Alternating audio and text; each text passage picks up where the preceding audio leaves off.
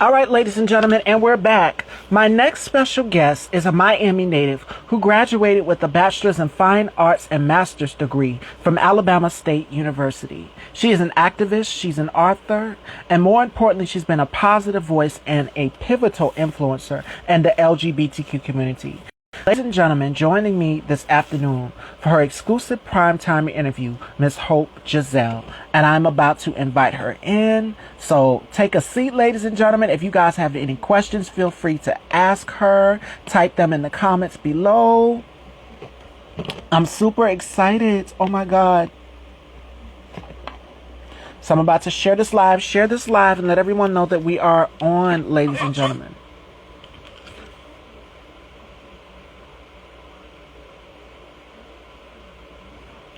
So we're just waiting.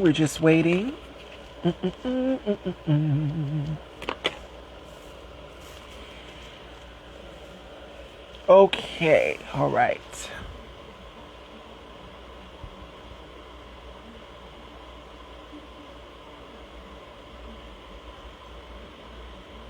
I don't know what is going on today, ladies and gentlemen. Let me keep sharing this live.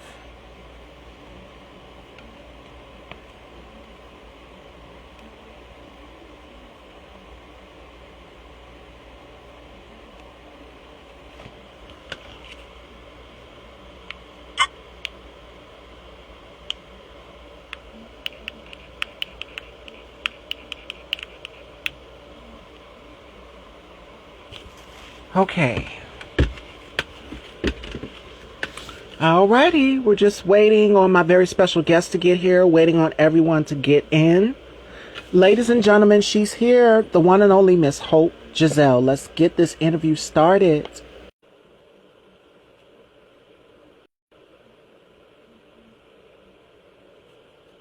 Oh my God. Hey y'all. Hold on. Alrighty. So I'm super excited to be here. I'm like trying to scramble and find my charger, but I'm so excited to be here, y'all. Thank you so much for having me, Stevie. You are so welcome. It is such a pleasure to have you here. Welcome back, sis Janelle Giance, Home Cooked Convos. Make sure you guys go and check her out. And as you guys know, today's show is sponsored by Exclusive Beauty Hair Store. So definitely go and check it out. Definitely go and check out my stories and go and support Black owned businesses.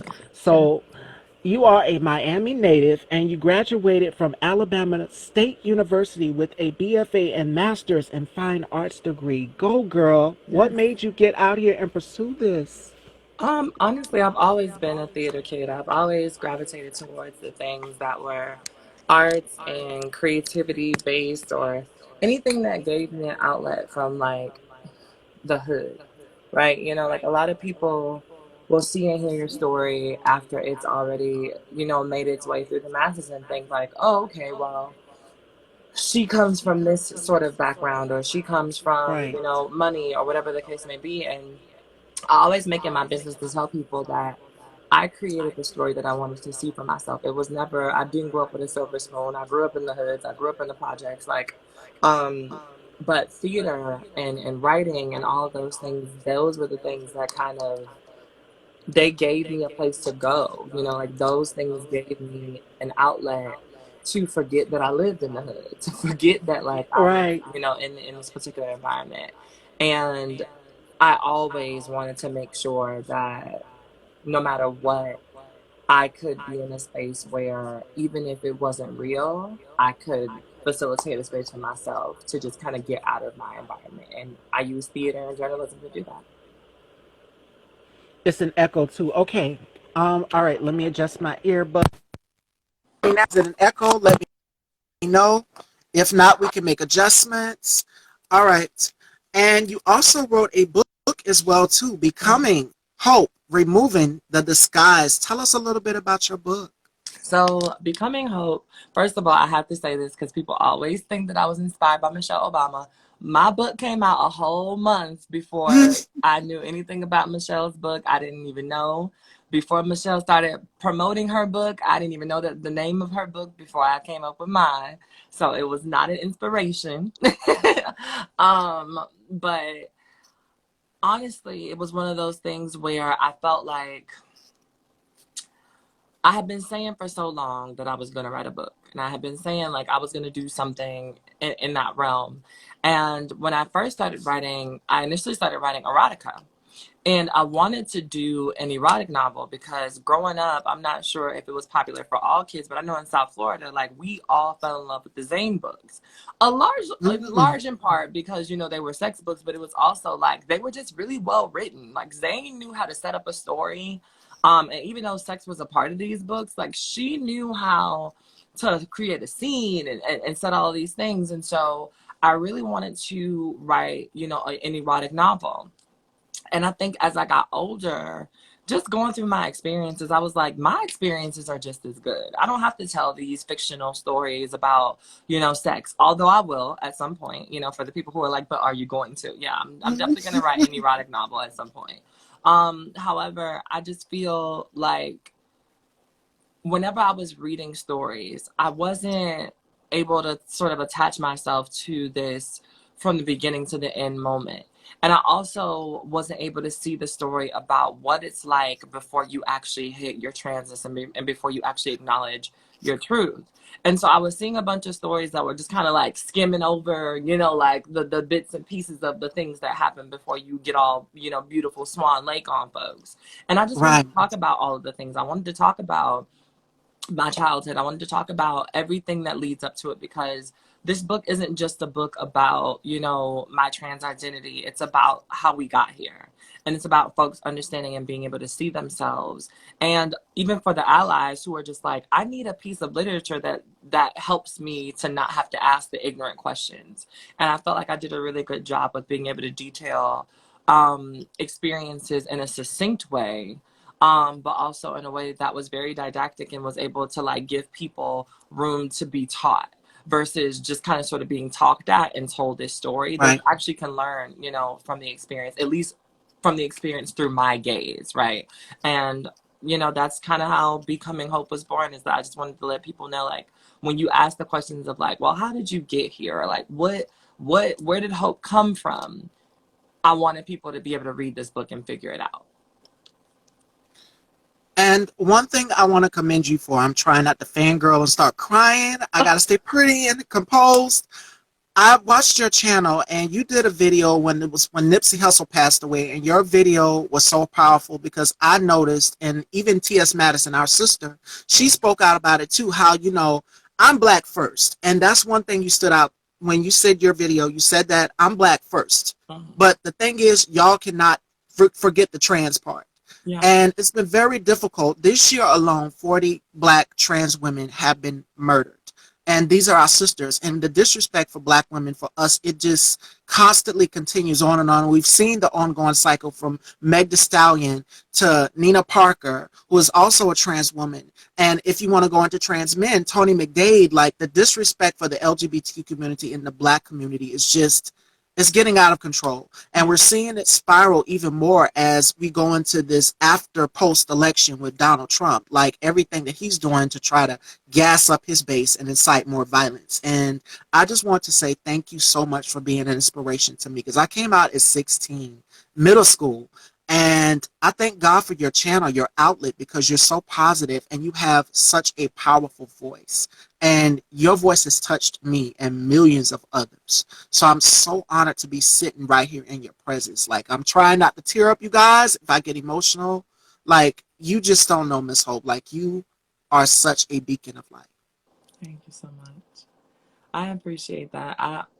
I'm often not even in full space to be able to receive the love that y'all are so willing to give me sometimes. And it's still one of those things that like I revel in it because I'm not, when I set out to do this stuff, I didn't set out to do this to get fame or like, and I tell people all the time, whether there are 6 people watching or 600,000 people watching, I'm always going to be giving and delivering the messages because I feel like the messages should be given. Um, and everything else that comes along with that is a bonus. And so when I see young girls like yourself, when I see young men, you know, of the experience, and when I see like our other non-binary siblings just out here like giving me my flowers, right? Like I'm just like, what? Like I'm here to make sure that we don't have to be giving flowers too early, for the wrong Right. reasons. And I appreciate it, and I appreciate platforms and spaces where people just acknowledge the work. It's really dope when you have cis people telling you that you're cool and gaslighting you or whatever. But it's even more amazing when the community that you're serving sees the work that you do. And they applaud you for it, and they also create their own movements for it. And so it's beyond me. I'm just excited, and I'm happy that you've created your own lane and you're doing Style by Stevie, and getting your own voice out there. And maybe some girl out there one day will look at you and say the same things that you just said to me. And that's what it's really about, is just being able to pass that torch and pass the mic and constantly reinstill and reinforce, I guess what we could say, positive stereotyping around Right. Black trans women. And I'm not sure if you're familiar with the Chasing Atlanta franchise, but there's a rapper on there. She's trans, and her name is T.S. Lil Kendra. And she faced some colorism on that platform and transphobia as well, too. One of the cast members called her the T word. And I think that is one of the most disgusting and dehumanizing words that you could ever say to a Black trans woman. And she'll be with me next week. So, what are your thoughts on this? I don't know much about the entire situation, but from what I've been able to piece together, there's a lot of transphobia on all of those YouTube shows. And I don't mean, I'm not downplaying them because they're YouTube shows, because I feel like the people who are producing them and the directors behind them have amazing drive. Like, say what you want to say about it being a YouTube show, those people, the production that goes into them is phenomenal. I personally think that as it pertains to the tech and all of the things that go on behind the scenes, it's A1. However, the content that they choose to put out sometimes as it pertains to the messaging for trans women, and especially Black trans women on those shows, is trash. Um, and as it pertains to this particular situation with Kendra, while I am not well versed on the show and the entire backgrounds and runnings of it, what I have been able to piece together, um, I have been displeased with, and I've been disappointed with, because I feel like they're painting Kendra in a ridiculously disgusting villainess, light. They're giving Oliver all of this room to be able to say all of these disgusting and nasty things and kind of sort of like borderline apologize for them, but not really apologize for them. And even things like small things like the way that her confessional looks. Like, why does she look so greasy? And like, and there's just the way that everyone else looks on the show as compared to the image that Kendra is given on the show just doesn't line up. And there seems to either be a lack of care on part of the folks that are doing the production or the post-production, or just a lack of understanding around the ways in which trans women should be seen, especially in spaces where there are Black people that are head of the production Right. team. But the T word for me is just a no-go. I don't allow people to use it on me or around me, and I encourage the same things. um I have people that will say things like, I have people that have said things like, well, my friend told me that it was okay to call her the T word, and so that's what I'm going to do. And I'm just like, but I'm telling you that it's not. And she just probably isn't at a space in her transition just yet where she can stand up for herself and say those things. But I'm just letting you know it's not. And so if you're truly about, the liberation of Black trans people, then even if she gives you that okay right now, I'm letting you know not to get comfortable in it, because there's going to come a time where she's not going to want you to use that word. And so get into the practice of it now. But as it pertains to just like the way we're being seen in media, I think that it's trash. I think that show, as it pertains to the trans representation, is trash. And I feel like they could spend so much more time talking about Kendra's story. Like, when I hear her go, because I've seen about 2 different scenes, and in both of those scenes, majority of what I noticed was that she just wants to tell her story. A lot of when she's going off, she's like, y'all don't know me, y'all don't understand, like, y'all don't know what I've been through, like, and I'm just like, why are we not capitalizing off of that? Like, why is production, why is production not talking about how she had to go to jail and how she's like trying to make, like, why are we capitalizing off of this transphobia? Why are we making us, Oliver's storyline about how him and Kendra are going at it instead of like leaving these two queer artists to just be queer artists and talk about the things that help them to propel their artistry, rather than painting this trans woman as this villain and painting this gay man as this person who we're trying to, sort of put on this pedestal for being the person that's above it all, and it's, to me, the entire thing and the entire direction for all of the storyline that pertains Kendra has just been lifted up in a way that, to your point, to your original point, it's colorist as fuck, but then it's also, there's pretty privilege that goes into it as well that's not being acknowledged. And I think that if Kendra fell under a certain umbrella or had a certain aesthetic, there would be completely different take for the way that production would film her. And because production doesn't see it for her, they don't mind making her look like the greaseball, black, loud, ghetto, masculine trans woman, and that's trash, And so if any of y'all are watching this, Chasing Atlanta crew, or Chasing Reality crew, I just want y'all to know that I think that it's trash, and we all see what y'all are doing. And as a Black trans woman who's an advocate, I don't watch your show, but when I do have a chance to catch up on it, y'all got to do better, because they reached out to me to be on that show, and I'm happy that I never did it, that or G Status. So I just, just keep those things in mind. And these are the reasons why you don't have people of substance that want to support those messagings, because we know what y'all want to make us look like. And if the idea is to make every trans woman on that show, feel vilified, then y'all are never going to have anybody on that show of substance to really push the branding forward and get you all beyond that YouTube status that y'all are trying to do. And you've mentioned the other platform, G Status, Delicious. She was attacked on the show. She got into an altercation. She was attacked, and the guy pulled her wig off. And it's just the disrespect again. And you've mentioned about the features. Like, misogynoir is also a thing that affects Black trans women as well, too. And what I'm starting to see is a lot of cishet Black women get under the comments when, T.S. Madison, she said on her channel, I'm going to give y'all a channel. I'm going to give y'all a challenge.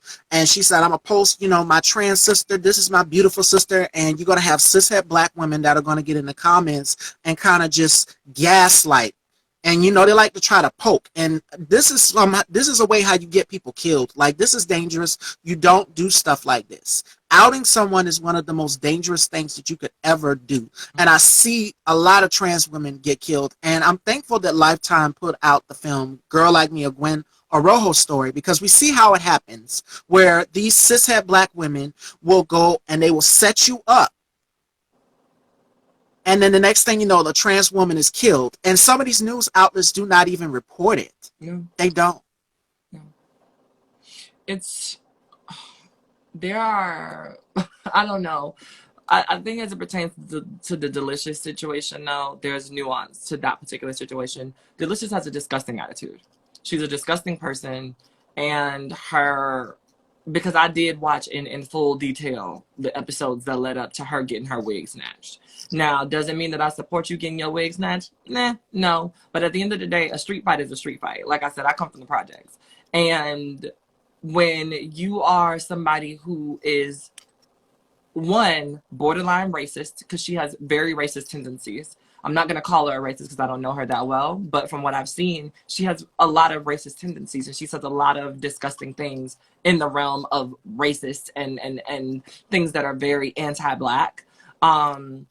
And then on top of that, the disgusting lies that she told about Charlie, like all of those things just were not called for. And I think that there's a difference in being truly and purely transphobic, like what I see happening in the case of Kendra, and what's happening with Delicious, where it's a disgusting person getting what a disgusting person gets because they've been disgusting to somebody. I don't think it has anything to do with her transness. I don't think it has anything to do with people, just being transphobic towards her. It's the idea that when you're a nasty human being, people treat you with the energy that you bring to the table. And every scene that I've ever seen her have, it's always tea and shade and talking about somebody and something like, it's like, where's your music?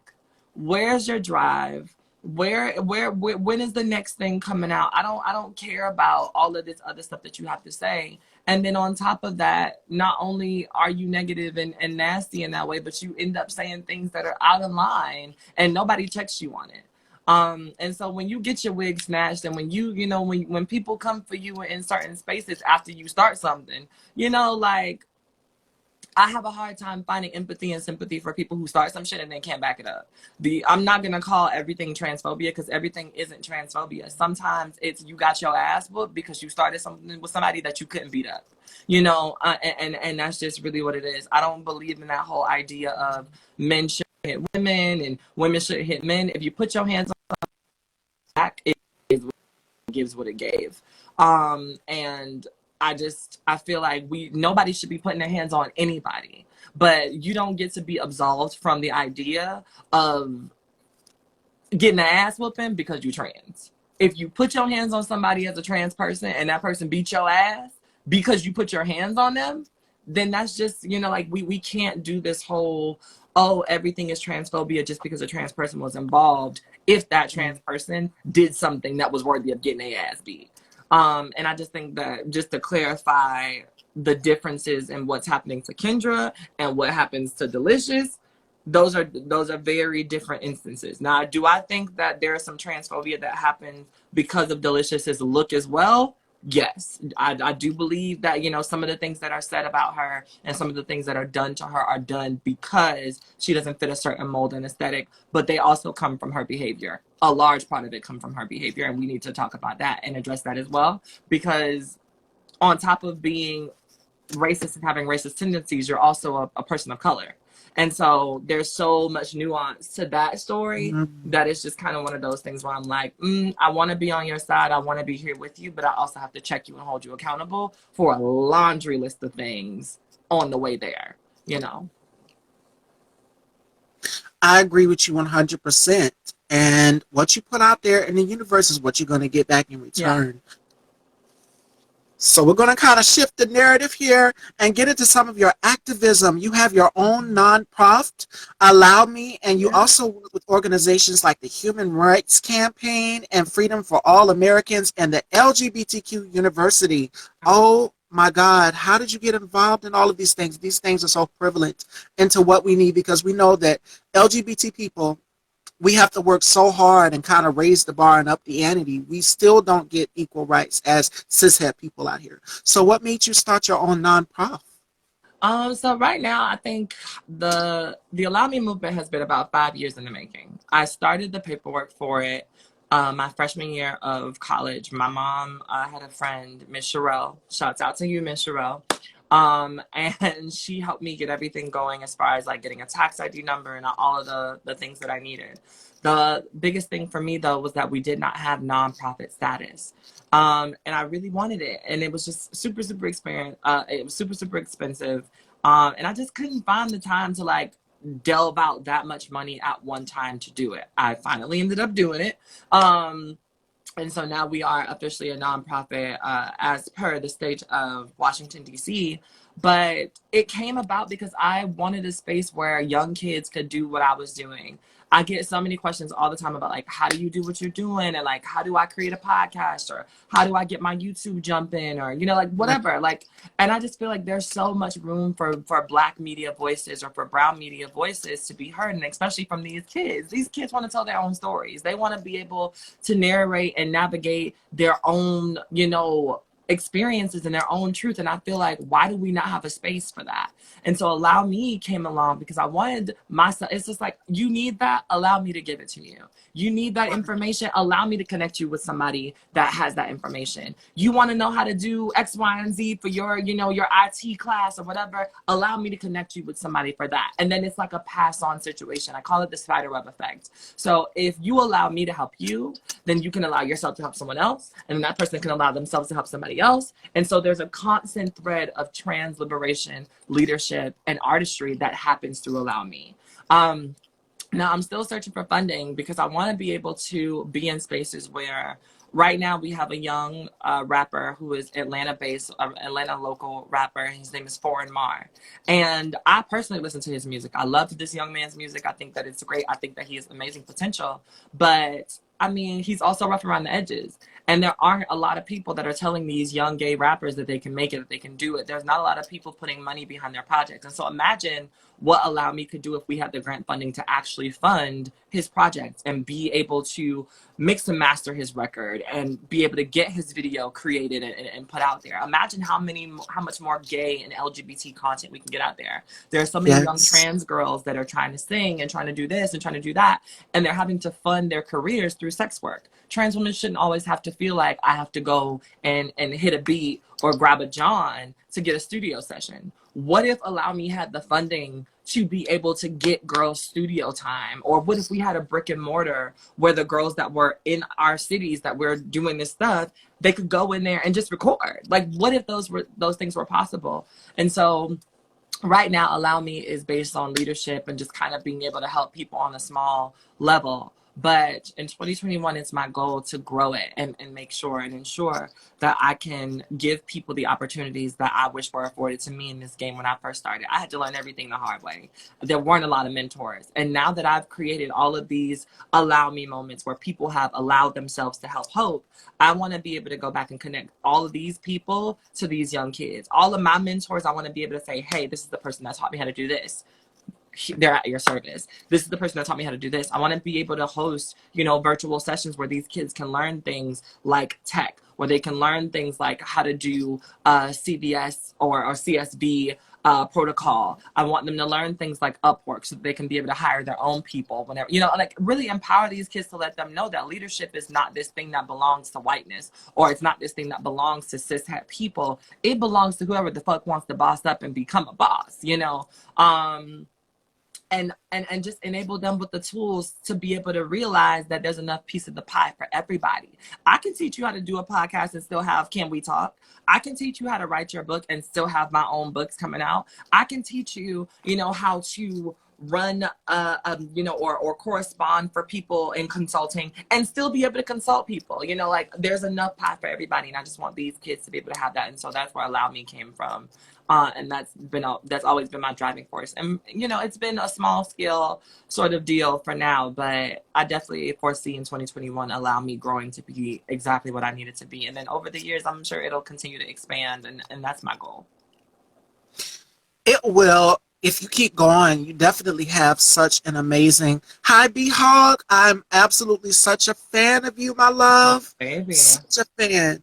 And we're going to talk beauty at the end, but I'm talking about your activism because LGBT people, we don't have these platforms. When people get put out of their homes from not feeling accepted from their family members, it's definitely that. And I'm thankful for shows like Pose because it kind of gives you an insight on us having to build and form our own families, even though we get casted out from our moms and our dads not accepting our lifestyle choices. And another point in one of your videos that you made was you talked about how LGBT people are in the church.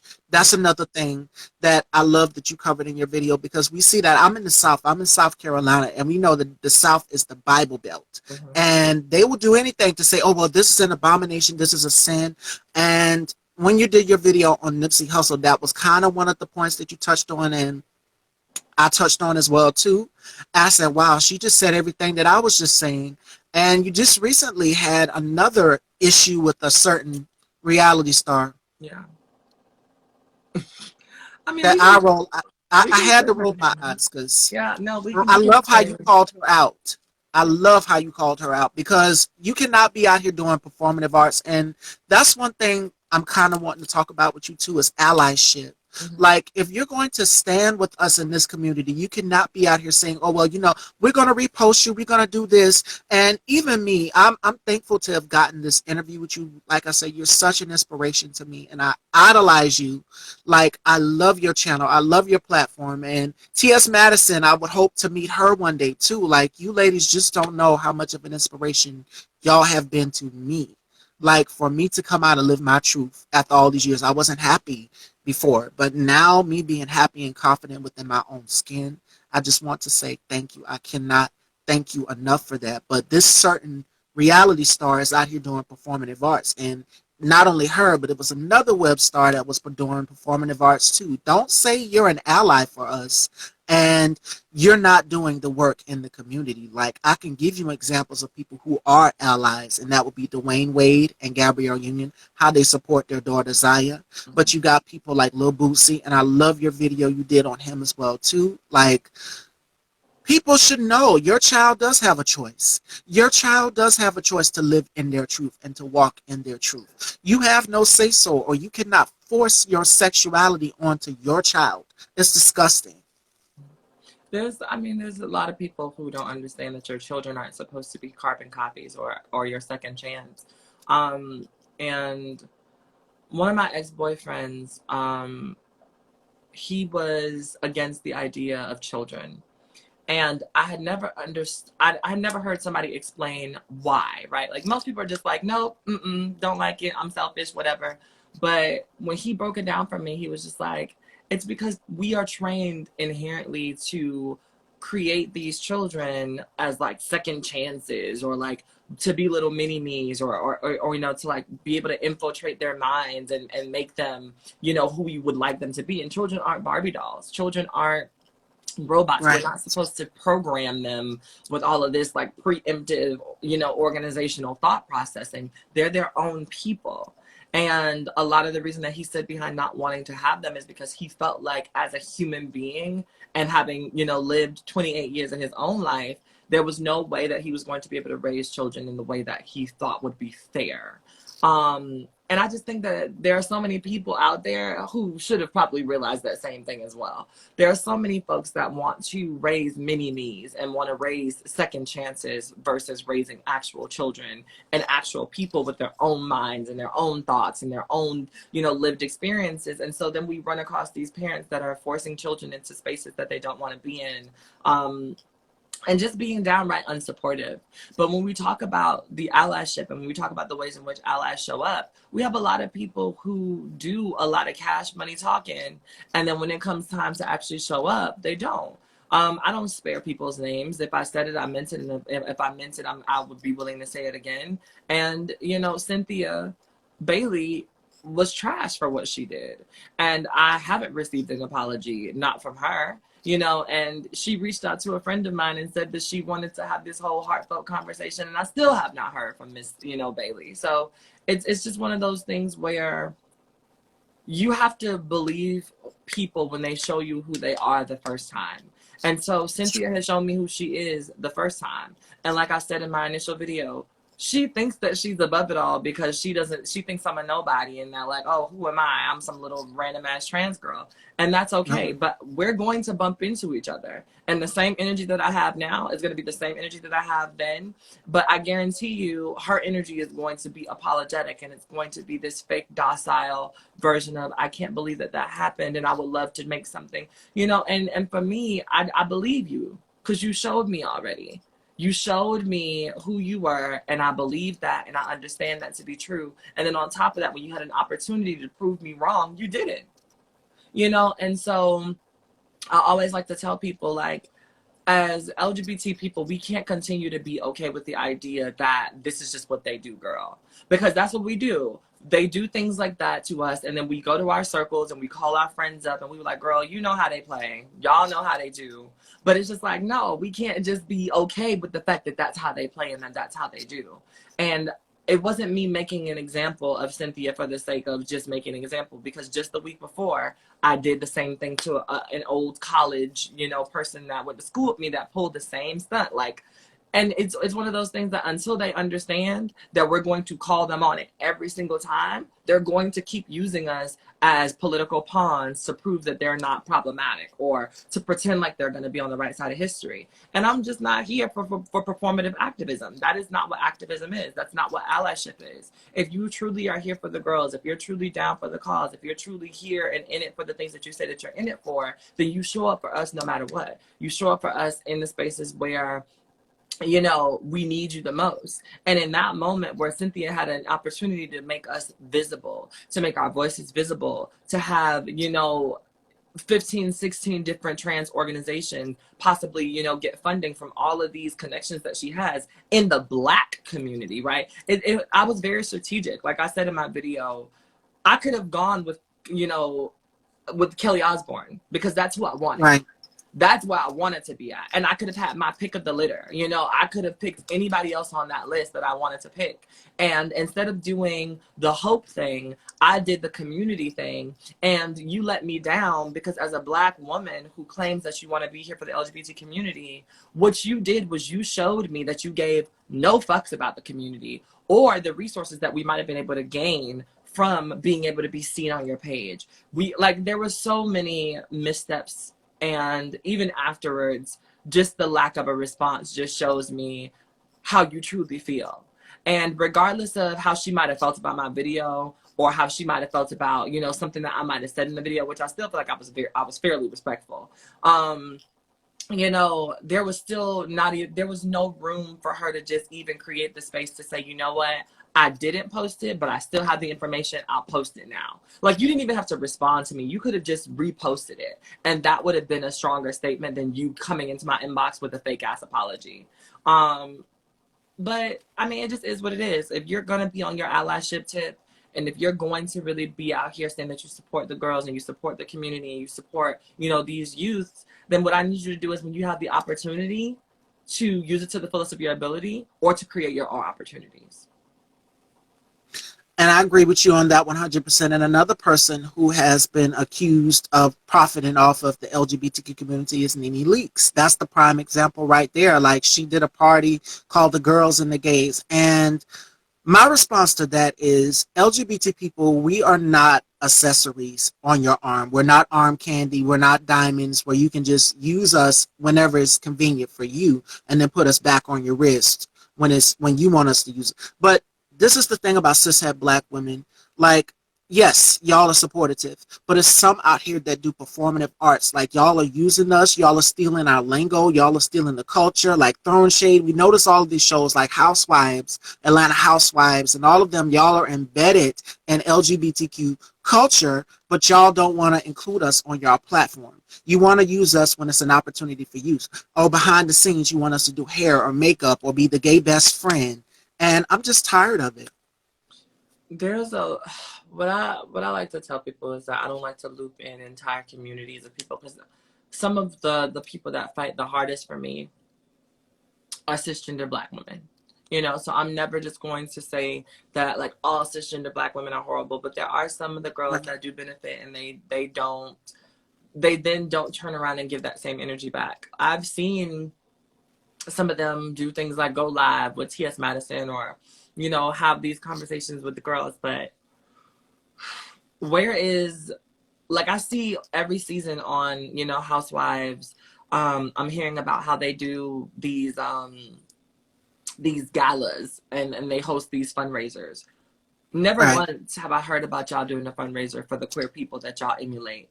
Never once have I heard about y'all doing a fundraiser for Black trans women, or even including Black trans women. And I think, if I'm not mistaken, I think that one of them actually got in trouble because they were hosting something and deliberately excluded trans women. I can't remember. Don't hold me to that. But I do remember distinctly oh no, it was K. Michelle.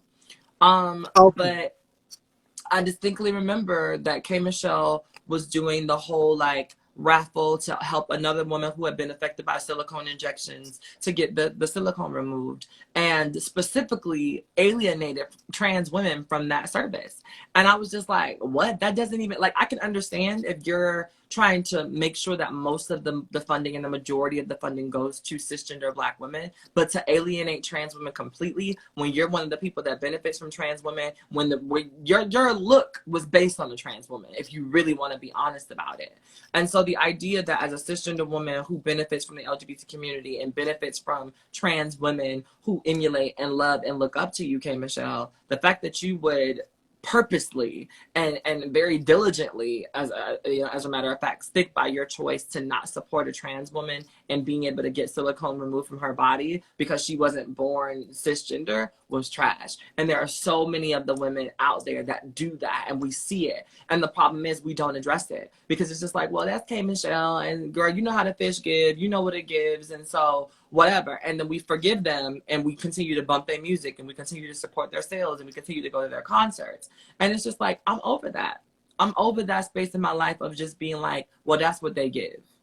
Because they should know better, and they shouldn't just be giving that, especially when you're taking so much from the community and acting like it's you, when it's a completely bought persona. Well, not even bought, because you don't pay for it. Y'all steal it, you know, and try to make it seem like it was yours. Like, I'm just not here for it. I agree with you 100%, and I never knew she did that. Like, I've heard things about K. Michelle, her homophobic, transphobic, like, no. Like, before I was just in disbelief, but now just you telling that confirms it. But some artists we just have to stop profiting to. We have to stop getting their music, stop streaming their music, because they are not supporting us. They don't care about our lives. Like some of these rappers out here, LGBT people are still listening to 50 Cent. 50 Cent made a comment about, oh, he doesn't want to see two men kissing. And then it was him and Lil Wayne that made the whole exotic comments. Like, I just was not here for that at all. Thought it was very anti-black. It was very colorist for me, being a dark-skinned black woman that is a part of the LGBTQ community. Like, it's just not cool at all. Mm-hmm. But my thing is, a lot of the time people, because I still cringe when people are playing R. Kelly. Like, I still cringe when I'm in spaces and black women are just like jigging to R. Kelly, and I'm like, really? Like, really? Like, y'all, like, in public though. Like, and to me, it's one of those things where it's like, you teach people how to treat you. And the reason why these white folks and these white politicians and these white judges, when we go and we try to, you know, get justice for black women who have been harmed by these men, the reason why these men get off, and the reason why y'all be looking crazy and stupid, and the reason is because they see that y'all don't value yourselves. Because when it comes down to it, let one of these motherfucking white country stars do some shit that like R. Kelly was doing. Do y'all know that fucking white people still hate the Dixie Chicks? These girls didn't do shit but show liberalism, and white people still hate their fucking guts. White people was like, no, that white people know cancel culture. Black people, we be out here like, oh, I'm not sure if I want to cancel him because Step in the Name of Love is my song. Bitch, what?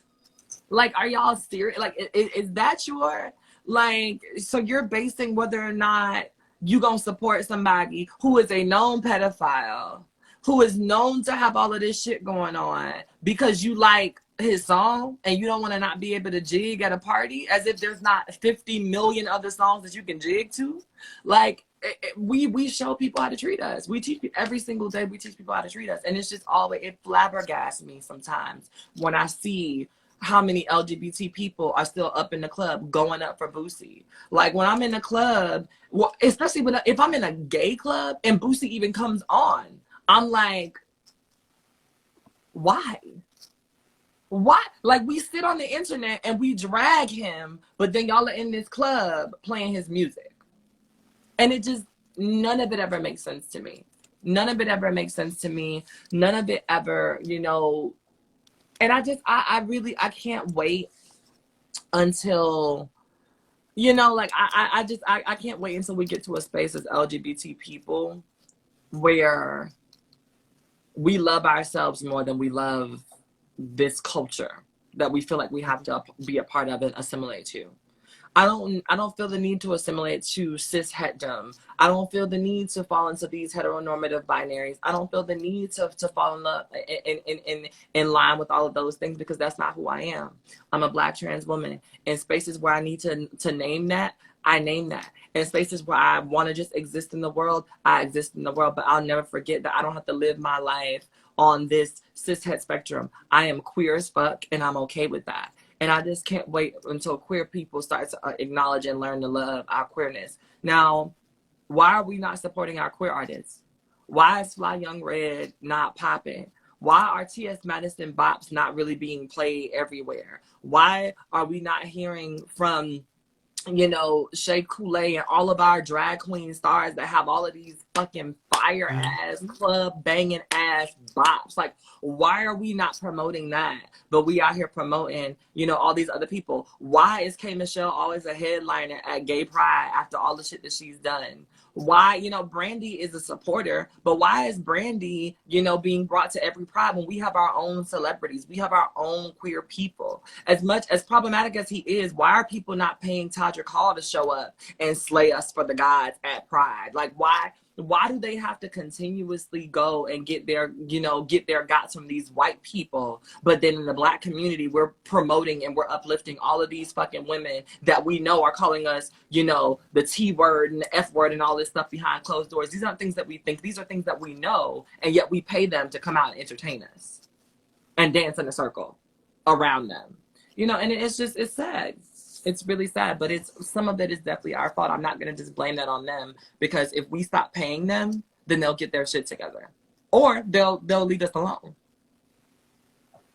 Even the City Girls, one of them, JT, she deleted her Twitter account yesterday. She put out some very problematic homophobic tweets resurfaced from her, and she deleted her whole Twitter account. So yeah, this is y'all's fave. These are people that y'all continue to stand for and support. Like, even when the whole Saucy Santana situation happened at the club shooting, like, people were asking, sis, where were you? This is your friend. Why you didn't say anything? I'm not, you know, I'm not in Atlanta. F what you saying. You know, she made some comments like that. So I just can't get behind people like that. But 100%. my thing is, look here. Also, consider the fucking source. Because y'all know I'm a realist, and that's why most people, that's why I know a lot of people follow me because of that. I'm a realist. JT is not a social activist girl. JT is exactly what I'm from Miami. That right there is Miami culture. That is not fake. JT and Young Miami are literally 85% of Miami girls. That is not a facade. That is not, you know, something that you are not gonna. If you go to Miami and you go to Liberty City, where they're from, and you go to Opelika, where Young Miami is from, that is what those girls are like for real. And so what we are not going to sit up here and do is act like these girls are supposed to be the pinnacle for PC culture, right? Because their entire brand is about building this culture that is real and true to the Miami narrative. And that's what they do. That's what Miami girls say. That's how they talk. That's how they think. Those are the things that they put out. And my thing is, at the end of the day, all of the gay boys in Miami know that if you have friends, all of these girls, if you don't have something that they can benefit from you, they don't want gay masculine friends.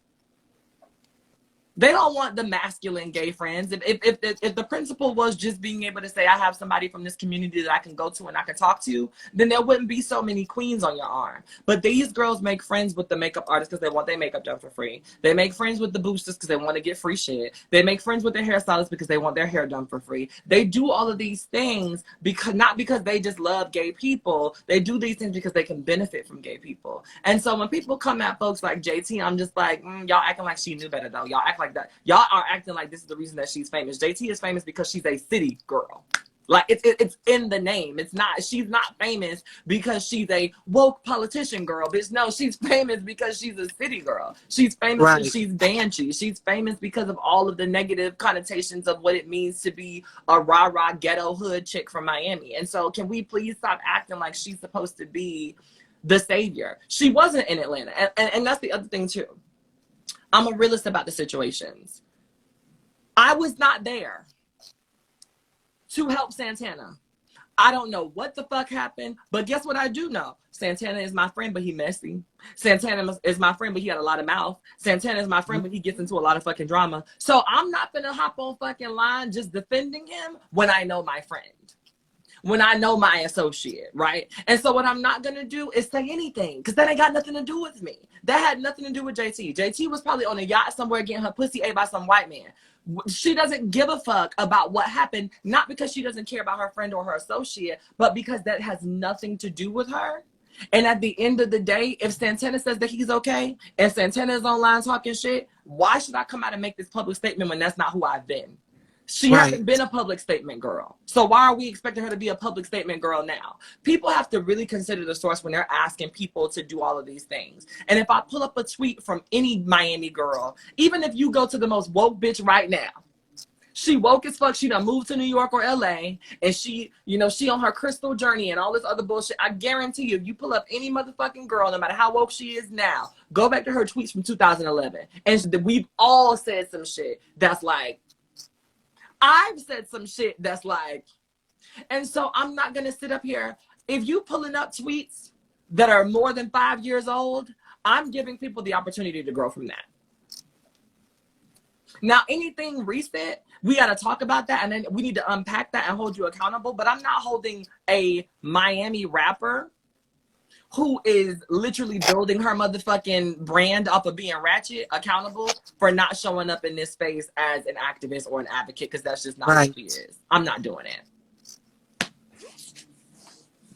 I'm just not doing it. You know, I think that there's a fine line between accountability and then reality and understanding the source. You know, growing is definitely necessary for change, but we also have to allow ourselves to be real about the situation. I'm not going to go to Kaya and expect Kaya to give me a dissertation on Black rights in a Martin Luther King way. If I'm going to Kaya and I'm asking Kaya to tell me about Black rights, I know that Kaya is going to give me an old banjo down home, motherfucking bitch, motherfucking goddamn read. I'm not going to Kaya for a dissertation that's going to be given to me with college elite vocabulary. I'm not doing that.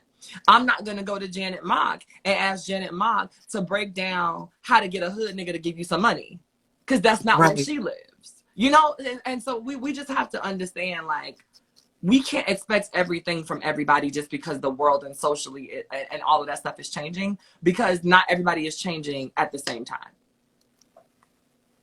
At all. And everybody wants to stay, especially down here in my town, South Carolina. Like, everybody is so close-minded. They do not want to expand their horizons. They're not, even when I go out, I get stares, I get looks. And then yesterday, someone got in my comments when I did my interview. Who was I interviewing? No, it was the day before. I interviewed Nick Few from the DL Chronicles, and someone got in the comments and said, oh, is that a dude? So it's gaslighting. And people are just curious down here in South Carolina. Like, when I go out, when I can go in Walmart or wherever, I get the stares, I get the looks, and people just like, okay, are you a man? Are you a woman? I say I'm unique. I'm uniquely me. I'm uniquely myself. That's none of your business. And people need to get out of this when it comes to gender stereotypes. Like, I've had people decline interviews with me because they're not comfortable with LGBT people, and I'm cool with that. And it's some of your favorite artists. I'm not going to name them, but the thing is, you take it as a learning experience, and I've taken it as a learning experience. Not everybody's going to be accepted as Hope is, as an ally and as a person that is a part of this community. Not everybody's going to be so welcoming. And they don't have to be. I think that we have to learn and acknowledge that just because we are on this kick of growth and acceptance and understanding and kumbaya, right? We can't expect for everybody to be on that same kick, and that has to also be okay. It has to be okay that some people are not growing, right? Because not everybody is meant to go where you're trying to go. Like, not everybody is meant to go there. And so sometimes the fact that that person is still a seedling actually is doing you a favor, because you wouldn't want them to be a tree when you a tree. There's some trees that you don't want to grow next to your roots because they get entwined with your shit and then they fuck up your blessings. And so sometimes it's okay. Like, we just have to be okay with the fact that sometimes motherfuckers are going to be ignorant because they want to be, and that's fine. Leave them where they at. But everything can't become this battle or this play. I choose my battles wisely, and I pick my fights, you know, in according to my energy, because I could have carried this whole thing out with Cynthia. I could still be talking about Cynthia right now. I could be making video after video after video about how she didn't respond. I could be dragging this out. If I really wanted to, I can make this a whole shade room moment. If I really wanted to, I could have done the things, but it ain't worth it. I just believe her because she told me who she was without saying anything. And I believe that shit. And I'm moving on with my life because it's not that deep. You know what I'm saying? Like, it's one of those things where as LGBT people, you have to learn that sometimes a no isn't always a bad thing. Sometimes that Right. no to that interview or that no to the, and even when it's not a no, sometimes you get a yes and then the universe be like, no. You know, sometimes those things save you. And we got to be okay with being able to get that every now and then. Wait a minute. Oh, ooh. Never thought of it this way, but it makes anxiety worse for society being open-minded. I don't know how we continue to thrive with negative forces. And so how do we make sure we can grow if those can't grow? Is that a comment for me or a question for me? Lol underscore dead to me. Is that a question for me or Hope? Because this is a great conversation. We're going to talk about glamour and makeup in a minute because Hope is also a celebrity makeup artist and social media guru. So you guys know that I love hair and makeup, and she killed her Ivy Park campaign. When I tell you it was so sickening, like, girl, you delivered Thank you. in this campaign. Thank you. How did you get in touch with Beyonce for this to happen? The clothes, everything, like the photography was breathtaking. It was so beautiful. Look here, you don't get in touch with Beyonce. Beyonce gets in touch with you. Like, I stuff be coming. Like, I don't look here. Let me tell you something. Like, it's freaky. It's very weird because even when Gabrielle Union partnered up with me to do the promotion for the last New York and Company that she did before the summer rolled out, I at least got an email, right? Like, her people emailed me and was like, hey, Gabrielle wants to send you something. Like, Beyonce don't, bitch, you just get a box. Like, you get a box and that is it. Like, that, and I'm just like, what? Like, how? What in the FBI? Like, it's really, it's crazy. But as far as the videography and the photography, my best friend did that for me. We went out to one of my favorite little spots. And my best friend did it, and it has to be approved. So everything, you know, has to go through and be approved and all that jazz. But the actual, like I said, you don't get in touch with Beyonce. Beyonce gets in touch with you. And like, I mean, that's just how sis is the FBI. I'm convinced. Like, sis got ties in high places but I enjoyed it. I had fun. There's supposed to be, from what I'm hearing, and I'm really excited. There's supposed to be a drop in February that is pink. And not only is it pink, but it is my favorite tone of pink, which is light pink. Light pink is my favorite color. Not pink. Light pink is my favorite color. And I got like a little bit of a sneak peek at what that line is going to look like. And if indeed it is real, y'all will get another slay from me because I'm really excited about that one. Really excited about that one. Like, we've seen so many people get the boxes from Yara Shahidi, Janelle Monáe, and then Monique got her box. What was your reaction when you got it? Because everybody got it. It's just like this huge, like, the case is huge, and people were actually going out there to their front yard to open it. What was it like for you when you got it? So honestly, not everybody gets the same one. So I think larger celebrities and, like, you know, like people with larger platforms, they get like a whole shebang. All I got was the outfit. And I was actually really happy because it was the outfit that I wanted. All I got was the shrug and the biker shorts with the pants, the shoes, and like the little the bra thing. I didn't like the bra, so I didn't wear it in my video. I chose to wear another, y'all saw in the pictures, I chose to wear a bra that was actually made by Cup. It's a new lingerie company, and I preferred that over the sports bra because it was green. I didn't like it. But honestly, you get like a smaller box. It's like almost like the size of, like, if you've ever bought like a Gucci purse, or like if you ever bought, like, not a Gucci, but if you've ever bought like any expensive purse, like the boxes that they put those in, like it's the size of one of those. So a big ass boot box, honestly. And that's kind of in there. And I thought I was kind of salty until my friend Danielle Young, I did a video with her today. And Danielle is like a whole influencer out here in these streets. And like, she said that she didn't get one either. Like, there was no personal message from Beyonce and hers. And so like, cause I was looking for a card. I was like, where the card at? Like, I want to frame it. But like, there, you know, like some people get like the works and then some people just get like a little 1-2. And so I just got a little 1-2. And I was just, I mean, I was happy for it because there were people who didn't get anything. So I don't know how these people find you. I don't know how Beyonce's team does it. I don't know the algorithm. Don't ask me, y'all. Like, people are still asking me how I got verified, and I'm just like, I don't know. Okay, like I don't know where it comes from. I'm not sure. I just know that like one day I woke up, the notification went off. It was like, you're verified, and I was like, okay, cool, thanks, like great. I don't know how to get verified. Don't ask me. I've had so many people hop in my inbox and was just like, well, how do you do it? And I'm just like, I don't know. Blessings, okay? Like favor, like I don't know. So yeah, that was a really fun experience, and I'm really hoping that this February launch that is being anticipated is real, because I can't wait to wear. I don't usually wear pink, but I will wear all of the things in that pink line because it's just so pretty. Yes, and you said I got verified. Yet you've put in the work. You've done a lot. Like I said, I keep telling her how much of an influence she has been to me and T.S. Madison. Like, from you, we get the real. From T.S. Madison, we get the laughs, and she also gives you the real too. And she will throw that shade at you. Mm-hmm. She will read you down.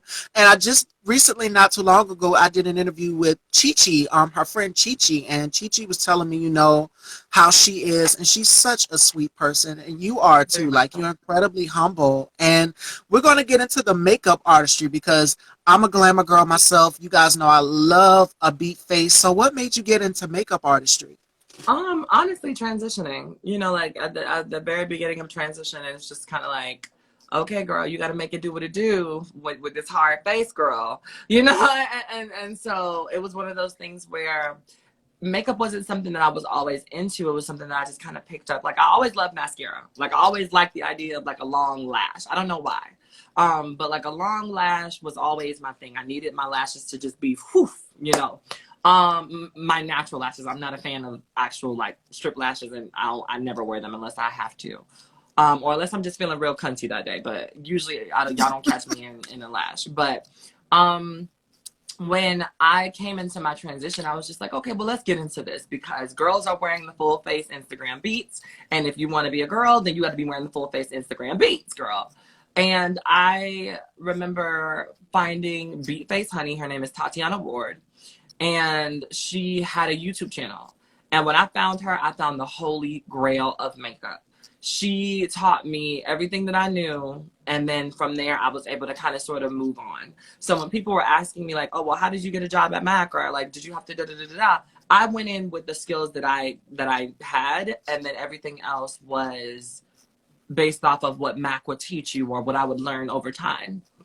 And so I worked at MAC for a year and a half, left MAC. I ended up doing Ulta. Left Ulta, ended up leaving the makeup field completely for about another year and a half. And then I got a job at NYX Cosmetics in DC when I settled there. And I worked at NYX for exactly a year. And then I quit. Because I decided that I no longer wanted to invest in makeup. Like I just, it wasn't something that made me happy anymore. Like, I am happy and I'm content. Like, makeup is my happy place. Like, when I'm doing my makeup, I'm fine, right? But the idea of being forced to do other people's makeup and listen to their stories and, you know, like in the mid, like sometimes because you're so close to certain women, like sometimes you have to deal with nasty women who are trying to clock you the whole time. So they all up in your chin hair trying to see, and, you know, it's just, it became too much. And then also working in a field that was based on beauty, there were some days where I didn't feel beautiful, and I didn't want to have to pretend to feel beautiful by painting on all of this stuff. And so makeup was a field where you had no choice. You could not feel beautiful in makeup. You had to wake up and put on those lashes and throw on that concealer and put on a lip, you know, whether you wanted to or not. And I just learned that my sanity and my own well-being and the things that I wanted were more important than trying to keep this company afloat. But I do enjoy it now because now it's not something that's delegated for me. I find makeup to be so much more healing and so much more fun when it's something that I'm doing because I woke up today and I wanted to look like Tinkerbell. Or I woke up today and I wanted to give, Swan Lake realness, not because I had to wake up and the theme day at work was rainbow eyes. Like, I don't, I enjoy being able to do what I want to do because I'm passionate about it and not because somebody is forcing me into doing it. First of all, you are gorgeous, and I agree with you 100%. There are days when you wake up in the morning, some people don't feel pretty. Even for me, like people were saying, you're beautiful. You don't. I was considering surgery, and I said, you know what? For what? You don't need it. You're beautiful. People are telling you this, and I have insecurities. Everybody has flaws, and I think it was Tyra Banks or somebody who said something about turn your flaws into something awesome, perfected. And for me, makeup artistry, it enhances your mood. When I see, because I'm also a cosmetologist as well too, and I see when you get a client and they come to you to get their hair done or their makeup or nails or whatever, just them walking away out of the chair being happy and satisfied. I haven't had any negativity as far as, because I agree with what you said on that, because it is people, they be all up in the thing like, do this to my face, make me look like this, very demanding. I haven't had that yet, but I'm pretty sure my time is coming. But just seeing a person's reaction on coming and looking in the mirror when they see themselves as a new woman, or coming and looking as a new man, whoever, like, just making a person feel good is what I'm in the position to do, to make them feel good and feel beautiful and confident about themselves. I think it becomes a job within a job, and I think that was the part that I had to give up. It was the two jobs in one. I didn't want to, I don't mind teaching people about the makeup, but it was the becoming a personal therapist that I just was like, oh, I don't care that your daughter is failing. I don't give a shit that your husband is cheating with, the lady next door. I don't care about that stuff. I just want to, I came here to put your brows on, sis, and when I realized that there was no way around it, I was like, okay, I gotta go. Because I use makeup as an escape from my own problems. I use makeup as an escape from my own husband, so I don't want to hear about your husband. I don't care, and it just got to the point where I decided that I was going to keep my glam gifts for myself. And so, I still do all of the things. I still curl and whip and dip and all of the things. And, I do all of that, but I do them for myself because I find that I'm most happy doing them for myself versus, getting paid. Now, if hard times fall, child, I'm going to always run back to, because what people don't know is that the makeup retail is super lucrative. It's a very lucrative career. And they pay really well depending on what company you work for. But it's just one of those things where I'm not in a position where I'm right now willing to put my personal self-care and my mental health on the line to do it. So as long as I can be kept, and as long as the powers that be in the universe works in a way that keeps me being able to consult and pay my bills and do all of the things that I need to do without having to work a 9-to-5, then that's what I'm going to do. I make my own hours. I am able to sustain myself. Thankfully, like, I haven't worked since last year, on anybody's clock except my own. And I just feel grateful and blessed for that. But it's also because, like you said, I've put in the work. I've done the things that make people feel secure and being able to hire me and hear the things that I have to say, as well as help them to organize and be able to build models for folks. And so I just feel blessed to be able to be trusted with people's organizations and with their babies and with their brands.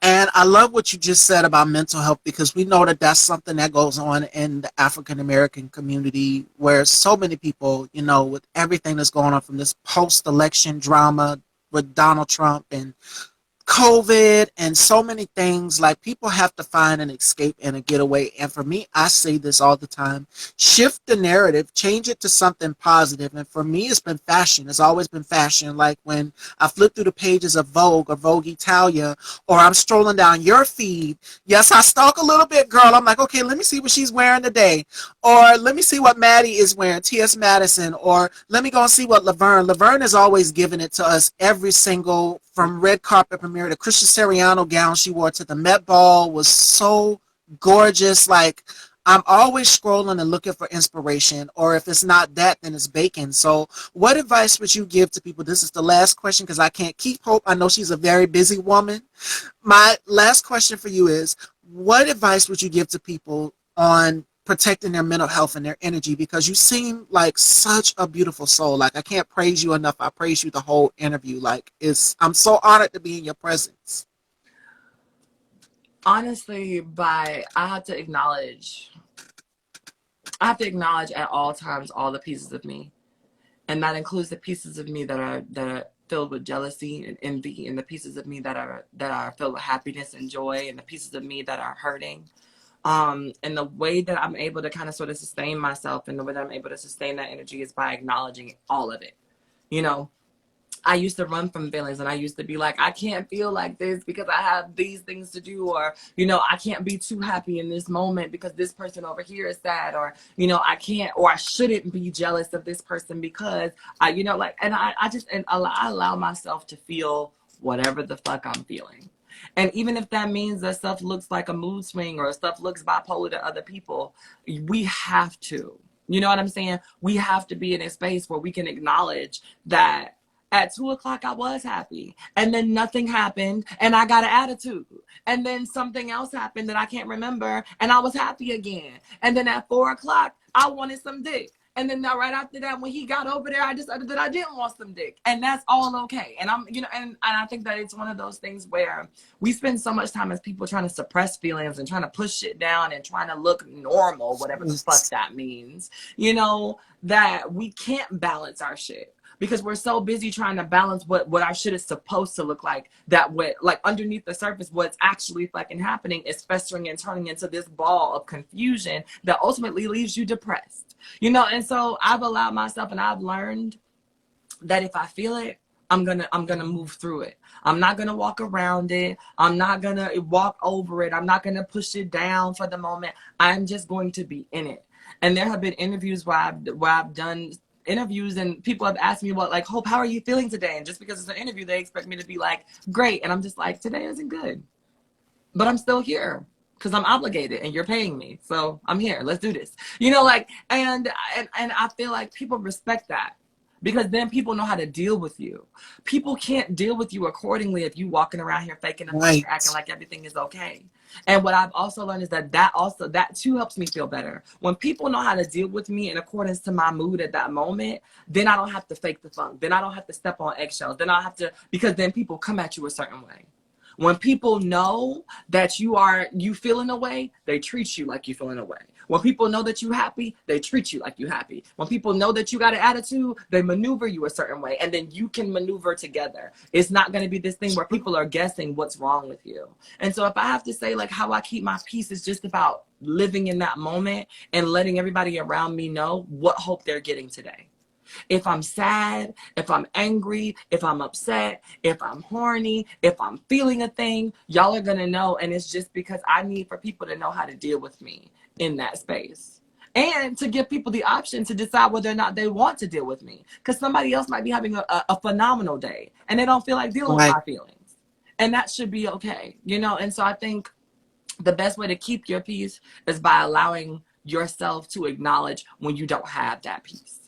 And you know, and that's the best thing that I've been able to do, is just be honest about where I'm at, you know, at all points during the day, and how I feel and how those things serve me or don't serve me. And then I allow other people to decide whether or not they want to be a part of that. Simple.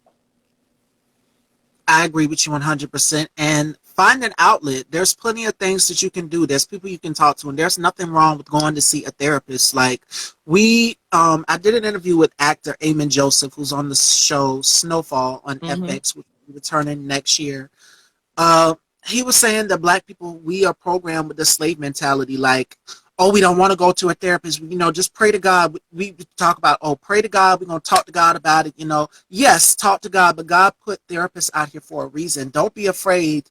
And like Hope just said, I love the point you just made, because there's a lot of people, and I think it was Tiara Marie on Love and Hip Hop when Moniece was going through, because she also goes through depression and bipolar, and Jennifer Lewis also spoke out about it too. Jennifer Lewis said this, excuse my French, she said this on The Real, she said, everybody acts like their shit doesn't stink.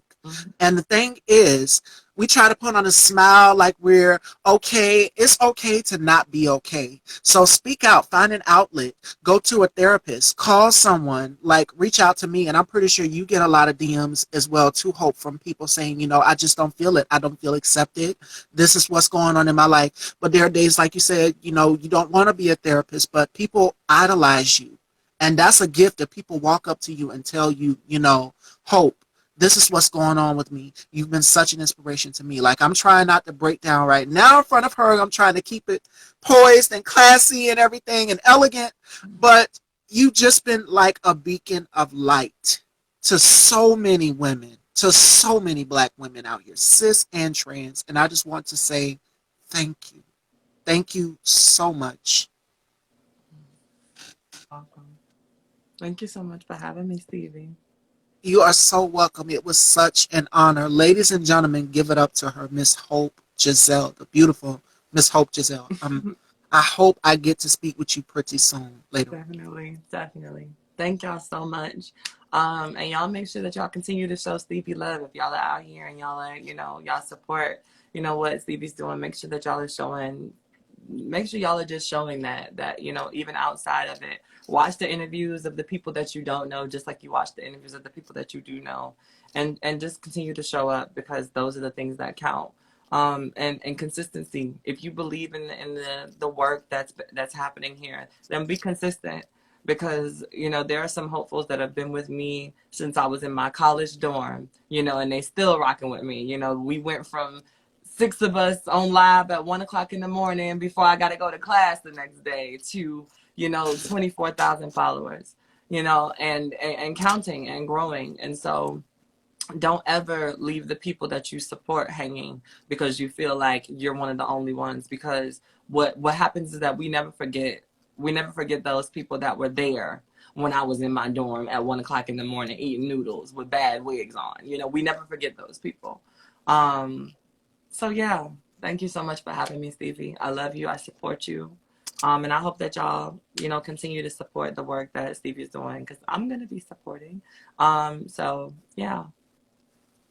Thank you so much. And y'all, please go and purchase Hope's book, Becoming Hope, Removing the Disguise. Please go and purchase her book and check out her nonprofit, Allow Me, as well, too, and follow everything that she's doing and support our trans sisters out here, from T.S. Madison to Laverne Cox to M.J. Rodriguez to India Moore, everything that they're doing. Also, I'm forgetting somebody. I cannot remember her name. She plays Electra on Pose. It'll come back to me. Dominic Jackson. Yes. Yes, definitely. Wonderful interview. Two beautiful duo. Thank you so much, sis, my mentor, Miss Melody XOXO. Thank you all so much. Thank you, Hope, for this incredible, sensational interview. No problem. Y'all have a good All right, ladies and gentlemen. You too. Take care, and definitely we'll keep in touch. Yes, ma'am.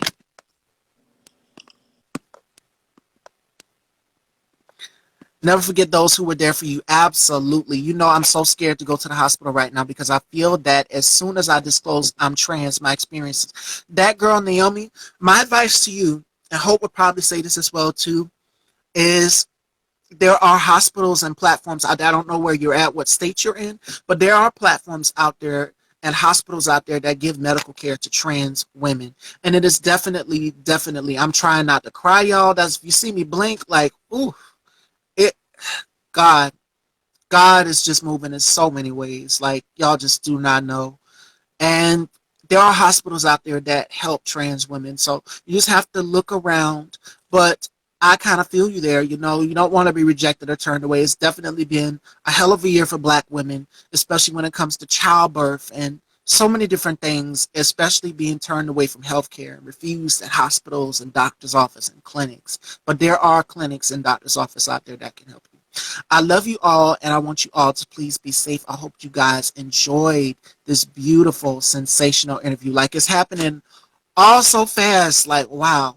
Like, all this anticipation. I'm starting to get the vapors. Like, wow.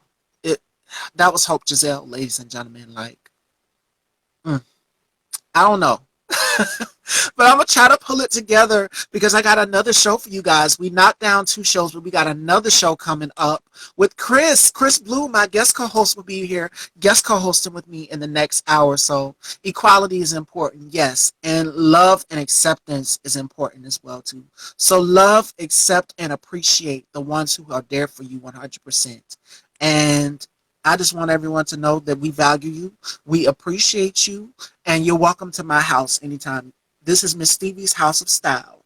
So definitely, you're welcome here anytime with love and acceptance. If you give that to me, I give that back to you in return. So I want you guys to go and refresh your drinks. I'm going to try to pull myself together because, wow, I'm trying not to cry. Literally, that was Hope Giselle. Like, it's happening so fast. Like, God is opening so many doors for me. And I just want to say to each of my viewers and followers out there, y'all have been so supportive, and I just want to say from the bottom of my heart, sincerely, truly, thank you all so much for believing in me. Like, God is moving, y'all. So this interview will be up on IGTV. I want you guys to stay safe. I love y'all, and I will see you guys in the next hour with our guest co-host, Chris Blue. I love you too, Nicole's Closet, and make sure you guys go and check out Nicole's Closet. Makeup is provided by Melanie Nalamai Bridgers, and this afternoon sponsor is sponsored by Exclusive Beauty Hair Store. Look at those lashes, and I'm rocking a pair today. She just sent me these yesterday, so go and check it out, ladies and gentlemen. Let's support Black-owned beauty businesses, and go and support Miss Hope Giselle. I love y'all. I'm going to refresh, and I'm going to come back with Chris Blue. All right, ladies and gentlemen, see y'all then.